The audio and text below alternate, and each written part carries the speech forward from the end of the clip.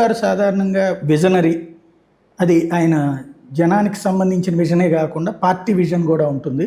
అందులో భాగంగా భవిష్యత్తులో భారతీయ జనతా పార్టీతో అవసరం ఉంటుంది కాబట్టి, అందులో దెబ్బతినున్నారు కాబట్టి, అది సెటరేట్ చేయడం కోసం అది నలుగురిని గిఫ్ట్గా జనరల్గా ఊహించుకున్నారు. ఎందుకంటే సీఎం రమేష్ చౌదరి లాంటి వాళ్ళు వెళ్ళినారంటే ఈ టైంలో ఆయన అధికారంలో లేడు, భారతీయ జనతా పార్టీకి వ్యతిరేకంగా పనిచేశాడు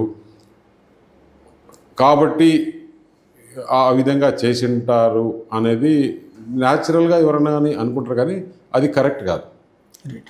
మీతో ఆ రోజున ఎలక్షన్స్కు ముందు జరిగినటువంటిది ఒక కేంద్ర అధికారులు మీ దగ్గరికి విచారణకి రావడం, సోదాలకి అది రావడం, అప్పుడు ఆగ్రహం వ్యక్తం చేశారు.